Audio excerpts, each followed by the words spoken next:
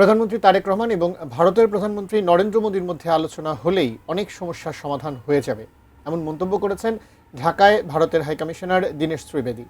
বাংলাদেশে দায়িত্ব নেবার পর সোমবার প্রথমবারের মতো প্রধানমন্ত্রী তারেক রহমানের সঙ্গে সৌজন্য সাক্ষাৎ করেন তিনি। তার আগে রোববার ভারতীয় হাইকমিশনারকে ডেকে নিয়ে বিভিন্ন বিষয়ে ১.৫ ঘণ্টা আলোচনা করেন পররাষ্ট্রমন্ত্রী ডক্টর খলিলুর রহমান। রাজধানীর যমুনা ফিউচার পার্কে ভারতীয় ভিসা আবেদন কেন্দ্র আইভেকে শিশুদের জন্য খেলার জায়গা উদ্বোধন হয়েছে রোববার। ঢাকায় ভারতীয় হাইকমিশনার দীনেশ ত্রিবেদী এই কেন্দ্র উদ্বোধন করেন।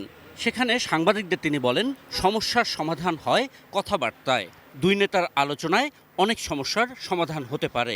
প্রধানমন্ত্রী বাংলাদেশের he is a people's person and our prime minister is also people person. আমার মনে হচ্ছে when two leaders meet, lot of problems are sorted out. Problem sort out হয় যখন আমরা কথাবার্তা করি। আর আমার তো পুরো কনফিডেন্স আছে যে মানুষ এক আছে আর ওর সলিউশনটা হবে আর হবে। I am very confident.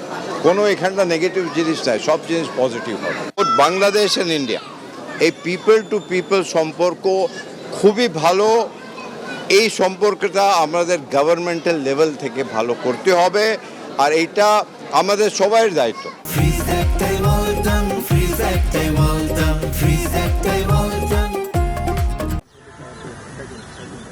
এদিকে ১২ জুন বাংলাদেশে আসার পর ২৫ জুন বঙ্গভবনে রাষ্ট্রপতির কাছে নিজের পরিচয়পত্র পেশ করেন দীনেশ ত্রিবেদী। গত ২৯ জুলাই পররাষ্ট্রমন্ত্রীর সঙ্গে প্রথম সৌজন্য সাক্ষাৎ করেন তিনি। ঢাকায় আসার পর ২ মাসের মাথায় সোমবার তিনি প্রথমবার প্রধানমন্ত্রী তারেক রহমানের সঙ্গে সৌজন্য সাক্ষাৎ করবেন।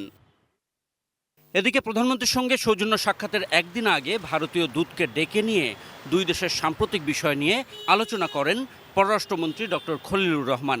রাষ্ট্রীয় অতিথি ভবন পদ্মায় রোববার বিকাল ৩টা থেকে ৪:৩০ পর্যন্ত এই আলোচনা অনুষ্ঠিত হয়। তবে সেখানে কি নিয়ে কথা হয়েছে কোনো পক্ষই মন্তব্য করেনি।